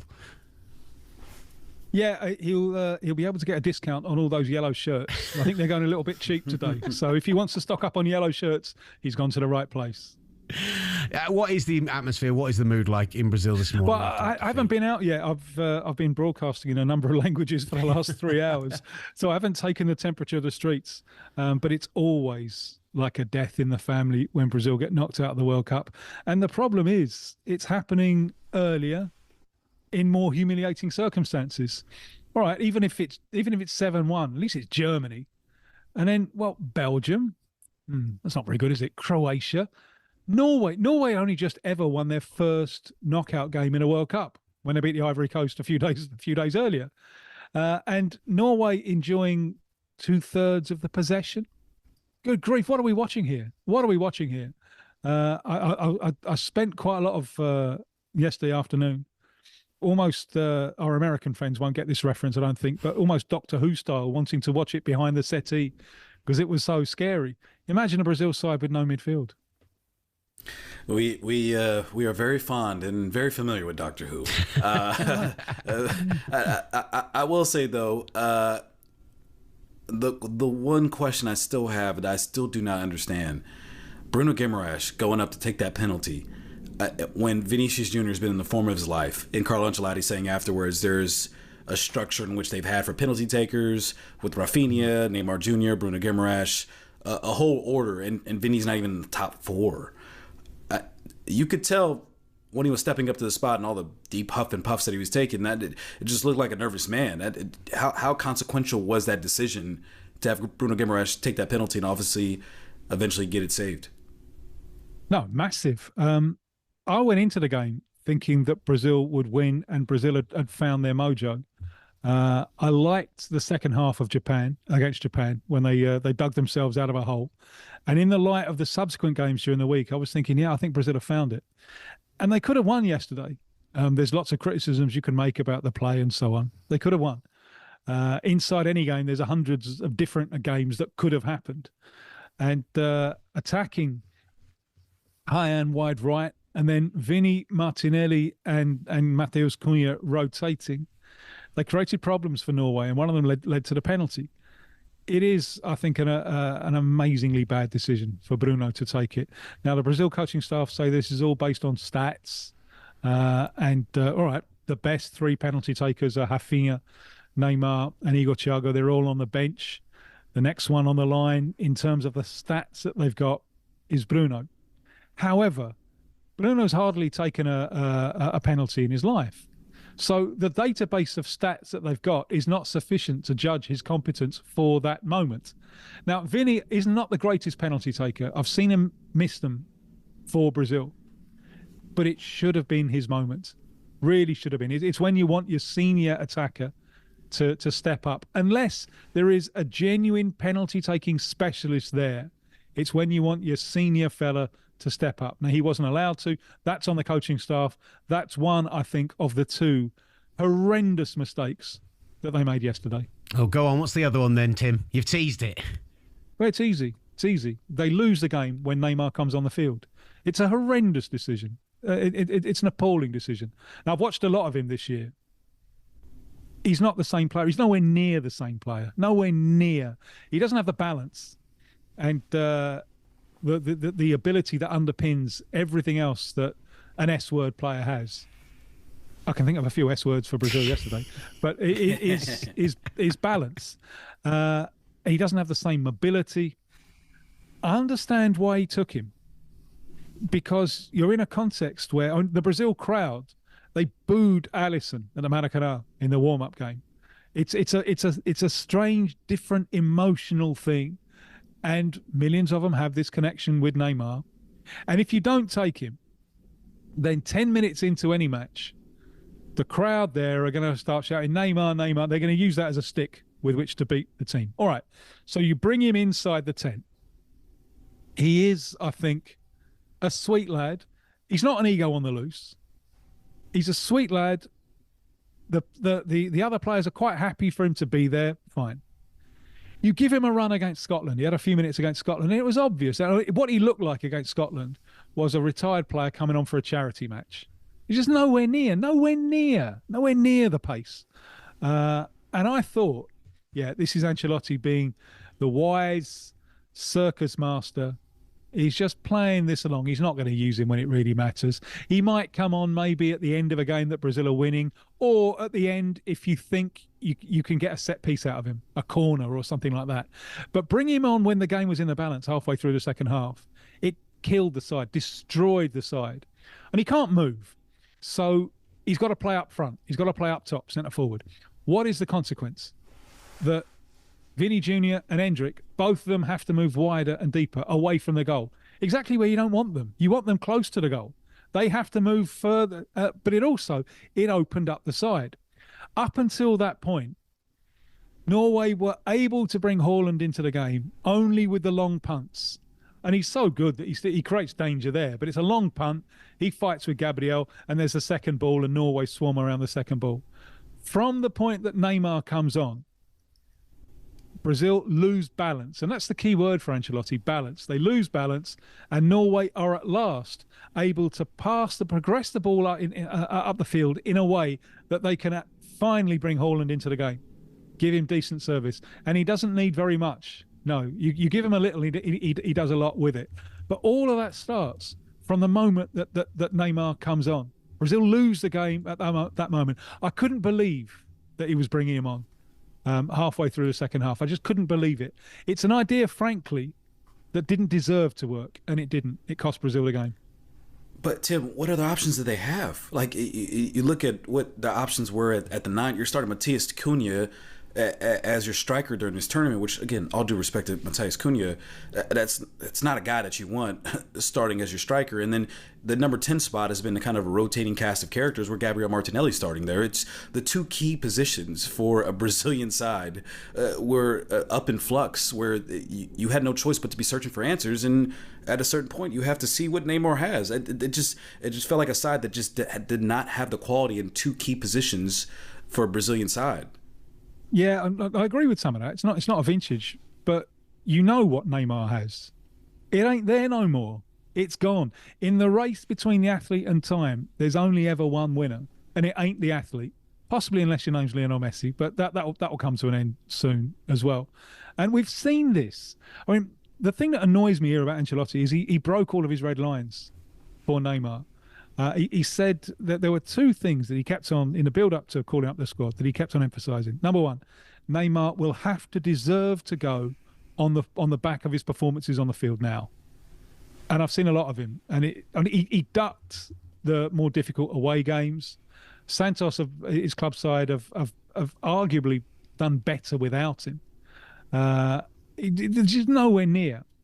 Red line number two, Ancelotti said, I'm not going to take any injured players. And Neymar was carrying an injury. He's only just recently back in training again. So you can't break all of your principles and expect it to work. It didn't deserve to work. And we haven't even got into his antics at the end. I mean, Neymar is a borderline genius, but the career hasn't lived up to the expectations. The expectations are too harsh. The bar is set too high. You're a failure unless you win the Ballon d'Or in the World Cup. That's absurd. That's too high of a barrier. But he could have been far, far more. And every athlete has to learn how to lose. It's part of the game. Part of the game. There is no success without failure somewhere along the line. And Neymar, as I said, I think he's a sweet kid, but he's been hothoused since the age of 8. In his own little world where he is the king and he is the centre of everything, and he can't cope with defeat. And he should have been sent off. Now, that wild kick, which is intentional, he should have been sent off. And he gets involved in another spat then. And then they get the penalty out the blue. And he's spending all of his time trash-talking the goalkeeper, even after he scored.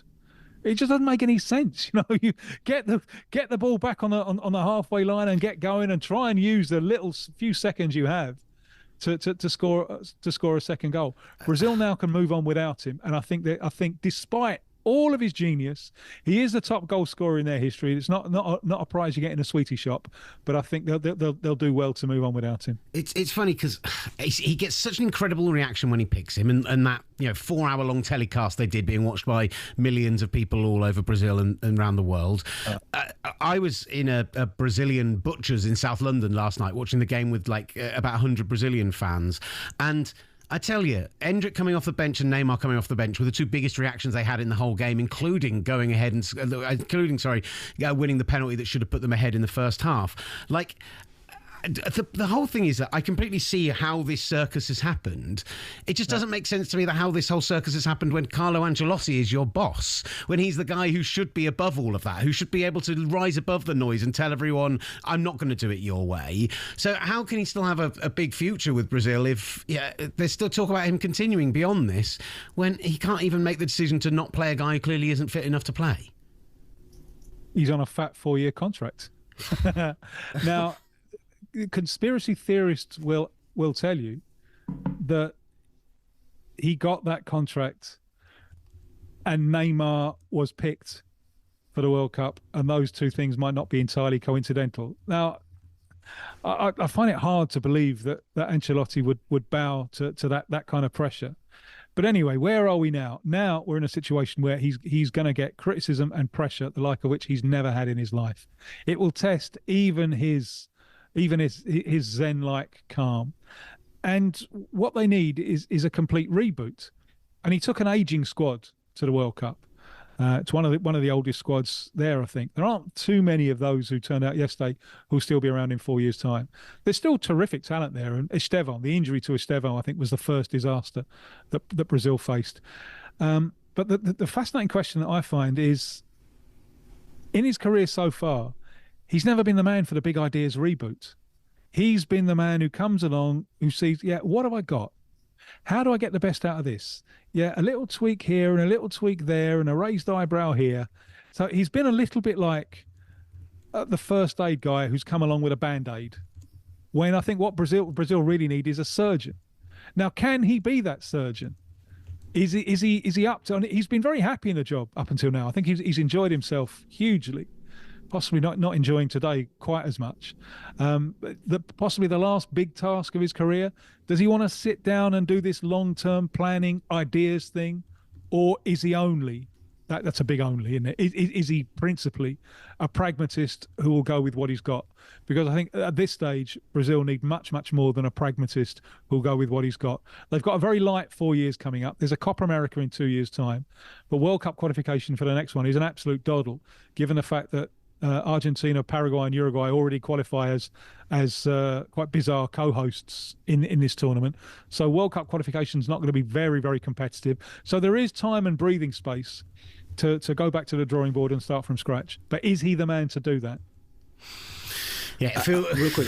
Yeah, there's a loaded question if ever I've heard one, Tim. Not going to lie. I want to go back before we end this. It's been a tremendous segment talking about this. I want to go back to your sentiment on Neymar, because I've always compared Neymar, to use an NBA analogy, he's like the Allen Iverson of global football. This cultural phenomenon that, again, maybe didn't live up to all of the hypes and expectations, but you look at this next generation, the Lamine Yamals, the Desiree Doués, they clearly have been influenced and inspired by him. How do you take the totality of that, where maybe he doesn't have, the accolades that a Messi and a Ronaldo have, but has this cultural influence? How do you take into totality the Neymar legacy? Yeah, I have to claim a little bit, to borrow from Steve Martin. Sorry, new thing, we're closed. The way that so much football is consumed now is quite baffling to someone of me and my generation, because there is so much more focus on the star individual. And there are people who, rather than follow teams, which is certainly the way that me and I think Will got into football, are following the key individuals. One thing which I think is absolutely fascinating about this campaign, we've still got, at least for another 24 hours plus, we've got a couple of South American sides still in there. And one of them, the one that's probably exceeded expectations most, is Colombia. How have Colombia done that? They've stepped off this train of the service, the total veneration and indulgence of the star individual, because James Rodriguez, he still plays, but he's become much, much less important, and he got taken off at half-time in the last game against Ghana. There's questions there that he might have been a little bit under the weather with some kind of flu or fever, but that was in the camp. It wasn't only him. And the coach made it very clear, Nestor Lorenzo, I took him off for tactical reasons. The team was going to be better without him in the second half. The kind of call which goes against the grain of what's happening in world football at the moment. Neymar is Brazil's all-time top goal scorer. Now that's a fabulous achievement, and it's going to take people a long, long time to overtake that. I think that record is safe for the next, probably for the next 20 years. It's hard to see anyone getting close to that for a long time. But with Brazil, he won the Confederations Cup, which is one of those competitions that only Brazil took seriously, and he won the Olympics, which is a glorified under-23. He hasn't even won a Copa America with Brazil. Won the Libertadores with Santos. He was fantastic. Won the Champions League with Barcelona, and that was fantastic. But it was in Uncle Leo's house. One of the decisions that almost defines his career is the option to go to Paris Saint-Germain. Now I see some nobility in that. He wanted to be king of the hill. He wanted to break out of Don Corleone's and start his own family. At Paris Saint-Germain, and there were fabulous moments. He played some incredible football with Paris Saint-Germain, but the big moment, remember that Champions League final against Bayern Munich? It was a strange game because there were still no fans. It was still the COVID thing, and his game absolutely collapsed from the point that Bayern scored the match-winning goal. After that, he couldn't do the simple things. So one of the lessons I think that people can take from this is you've got to be prepared to lose. You have to know how to cope with defeat. I think that's one legacy of the Neymar career. Were it not for the injuries and flaws there, I think, in his development as an athlete, that natural talent and the game intelligence would have achieved far, far, far more. So the lesson of this, I think, for future generations is that talent on its own is never enough. I could listen to Tim talk about this literally all day long. There's a great book in this, I'm sure, at some point as well. The wonderful Tim Vickery joining us on the S Word. Thank you very much, Tim, as always. Incredible. Wonderful stuff from you. We go from one member of broadcasting royalty to another as we round off the show with some Adrian Durham. We'll talk about Mexico last night. And we're going to talk some Balogun as well, I reckon, with him. Let's get that up next here on the S Word, sponsored by Calci. Absolute garbage. From the touchline to the terraces, talkSPORT presents the S Word.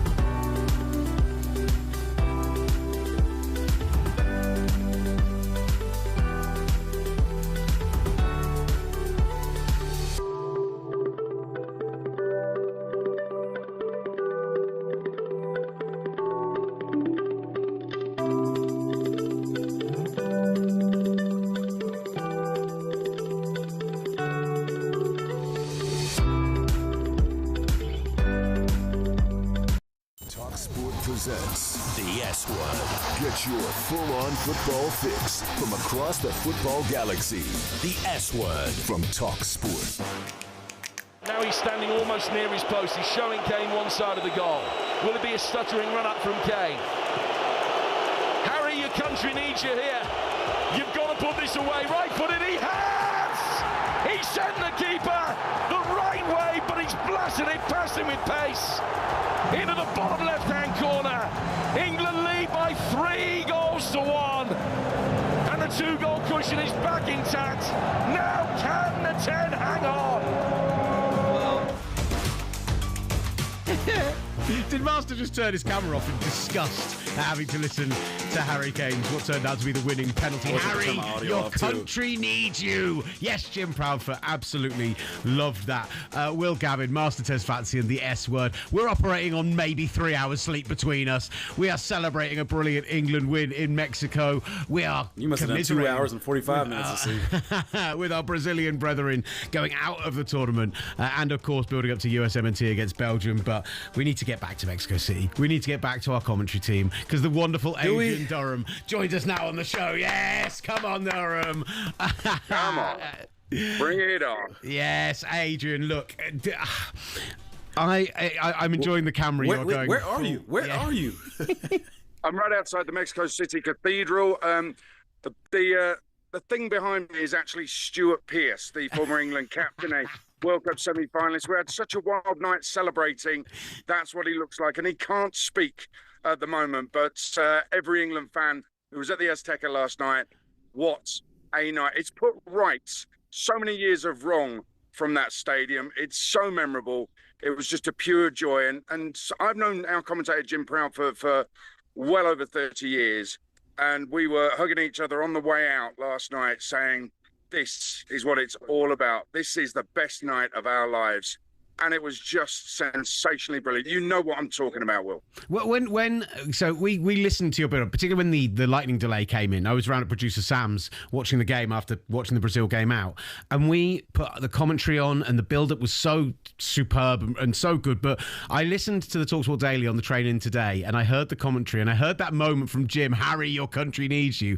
And I'm not going to lie, it got a little bit dusty on that train. I like, it's only the round of 16, but that felt like a monumentous moment as an England fan. Like, as someone who's followed them home and away, where does that rank for you in terms of? Yeah, I mean, I've never known anybody chopping onions on a train before, so fair play for that. But yeah, and thanks for the invite, Sam and Will. I'll remember that. Cheers. I actually had somewhere else to go, so no worries on that front. This is number one. I know this might sound crazy. Listen, when it comes to the England men's national team, this is the number one. Look, I was at both Euro successes for the women, and both of those rank way above. I don't mind saying that at all. I know some people might not be at one with that, but I absolutely love both of them and truly memorable occasions. But in terms of the men's team, there's been a lot of heroic failures. There's been a lot of outright failures. That last night was absolutely magnificent. And I'll tell you why. It was because it's the World Cup. It was in an incredible stadium where we've got a lot of bad history. And also, it was because there was a lot of quality in it. Some brilliant English players came to the fore. I thought Jude Bellingham, I've given him 10 out of 10 in the player ratings. We're so lucky to have him. He's so fantastic. There was a lot of quality. And then after that, there was a fantastic defensive rearguard action to keep Mexico out, and they were in tears at the end, and I'm here for it. we talked a lot about this back line, but I mean, what can you say about Thomas Tuchel and the job he did in managing this match with all the different variables that came his way, from the delay to obviously the red card, the different penalties? How would you rate what Thomas Tuchel was able to do to see this game out? I think what you may have spotted back there, but we saw for the full 100 minutes plus, was Thomas Tuchel being as passionate on the touchline as any English manager we've ever had. This is a guy who genuinely cares about what he's doing. Now, you might say it's his job and he cares about that and he wants that reputation. I'm fine with that, but absolutely cares for his players, no question. So, yeah, he was 9, bordering on 10 out of 10 last night. He was fantastic, and he made a decision, a bold decision, a decision that I think that Gareth Southgate would have been slaughtered for, but it worked for Thomas Tuchel. Now, he can't do that against France. If he says to France, can you score against us, I'm going to guess that they will. So it was the right thing, right time, right opponents, and they got through. I mean, just one shot on target after the penalty. Dan Burn comes off the bench, has 6 clearances, 2 blocks, just unbelievable. Like, all those people who we question marked, moving Konsa to right back. But, I mean, you kind of answered this with the France thing, right? I feel like Mexico maybe didn't do enough in that last 30 minutes. And I still sit here and go, I don't know, I'm trying to be confident. I'm trying to say to myself, this is the best I've ever felt about us going all the way in a World Cup. Trying? You said in the start of the segment, the start of the show. What are you talking about here? I think it is the best I've ever felt about us going all the way. And yet, come on, how confident are you feeling right now, Aid? Well, no, I haven't seen France at their best in this tournament. They're better than us. It's as simple as that. But we all know that in a tournament like this, over 90 minutes, anything can happen. And if England get it right, get a bit of a break as well, maybe, then they might be able to do France if they go all the way. Right now, I'm worried about Erling Haaland and nothing else. And even their keeper was brilliant yesterday against Brazil, Norway. So there's a lot to contend with there. It's no foregone conclusion that England are semi-finalists. Far from it. He's an absolute goal machine. I worry who he's going to be up against when we play them on Saturday in Miami. And if it is John Stones at centre-back was being touted around last night because he knows him. Well, Erling Haaland knows John Stones as well. So, look, England can go all the way. They've shown that last night. Whether they will or not is a different matter because France have been absolutely brilliant. They're the best team in the world, France. So I don't think anybody would question that. 90 minutes, anything can happen. At this point, beating Mexico in Stadium Azteca is, when we talk about the expectations and whether this run is a success or not, what else needs to happen at this point? Because I feel like that match in itself was a dignifying point in terms of everything that has come, whether it's the roster, whether it's Thomas Tuchel, whether it's a culmination of just a belief among English fans. Can we say it's a success right now, or is there more to be had to fully define this run as a success? Yeah, if you say it's a success right now, you are redrawing what the expectations were from the beginning. And the expectations when he got the job were to win a trophy. So you're absolutely bang on. It was a successful night. If they go out in the quarterfinals to Norway, it's not a successful tournament. It's just a tournament that's had a really amazing night in the Azteca. So I think you're right to keep our feet on the ground. Thank you very much for that. I'm doing my best as an American. You know, we keep our toes 10. All 10 toes are planted right now. You know, in the event, you know, a red card gets delayed, and we happen to have our striker come back. So, it's things can happen in this World Cup as we come to find out. Yeah, let me just say something on that. Say something on that, okay? Because a lot of stuff has been said about that. First of all, I'm amazed that Mauricio Pochettino is getting himself into such a murky place in the world of football. Some will feel sorry for him. He's a grown adult. He can make decisions for himself. And what he should do is just leave Balogun out of the next game. What you should also be forced to do is have Donald Trump in goal for the next game. It is an interesting thing, right? We had a bunch of fans, this show is aimed at the US, and we have a bunch of US fans who do watch us and comment and everything else. And a bunch of them came on today and said, I don't want an asterisk next to this tournament. I don't want an asterisk next to this performance. I'd rather we didn't play Balogun. I think we can beat Belgium without them. I mean, there's part of me that doesn't believe that is 100% true, but I think if you'd want to start him in this game, when you've got the Belgium FA now appealing it, being given the right to, and you've got all the questions of FIFA and everything else going on, I'm not going to say it's the honourable thing to do, but it really helps remove some big question marks. Yeah, Pochettino has to do the right thing here. He knows deep down what it is. He shouldn't care how well or otherwise it goes down with the White House. That really shouldn't matter when it comes to what's right and proper in football. So I think this is actually a massive moment. Who knew that a former Arsenal trainee, Flo Balogun, would have such a massive impact going forward on global football and how it's run? But this could be the tipping point. I don't just see it as Infantino going. I see it as FIFA ceasing to exist in the current way it exists. I think European bodies, South American bodies, other football federations around the world may well look at it and say, hang on a minute, we can do this a whole lot better than Infantino's doing it. I mean, in 2024 Euros, Jude Bellingham was supposed to be suspended, but they got delayed. So it just falls in line. The same nation that 1966, a phantom goal that you guys won as a host nation. These things happen. These things happen in the World Cup. They happen in FIFA, Durham. And your nation is more than any. They understand what happens on these international competitions. Things just happen. And Balogun's free. He's gonna play. I'm up for taking away that goal that might have. Well, I thought it was miles over the line, but I'm up for taking that away, and we only win 3-2. I'm cool with that. Actually, let me just be serious here for a second. And I'm serious with everything I've said before, but I know you're on the wind-up here. There is a serious point. I have actually loved the three host nations' contribution to this World Cup. Mexico doing what they did in the group stage in front of their own fans, I think, was sensational. And the emotion of those players last night when they went out was real. They were in tears. Canada, I just love the way Jesse Marsch winds you lot up. But he got them through. He got them through a knockout game as well. You've got to admire the man, even if you dislike him intensely. However, USA, I think that this has reawakened something massive in the USA about soccer/football. This World Cup has done that. I think there's a real connection between the USA fans and the USA men's national team. The kind of connection they've got with the USA women's national team. And I think I'm here for this. So this has kind of killed it a little bit for me, and I didn't need to do this. I think Donald Trump just doesn't understand football, so shouldn't have got involved. But Pochettino allowing this to happen on his watch, I think it's damaging to his reputation. Adrian, wonderful stuff from you. Thank you so much for joining us live from Mexico City. We always appreciate you, sir. And it's a huge question. Thank you so much. Right? Like, whatever happens tonight, we'll be looking back on this as being one of the great nights in US football. We'll be looking back on whether this tournament was a huge success and everything else. There is a bit of yesterday where maybe you've been the hero and you've lived long enough to see yourself become the villain. How are the USA going to react if they are not the darlings, if they are not the favourites at this point? Because I know Americans, I know you. I think that's only going to stoke the fires even more, brother. Listen, we're going to win without Balogun. We're going to win with Balogun. I'm about to go enjoy some Belgian waffles as soon as we sign off here. USA all the way, baby. Come on.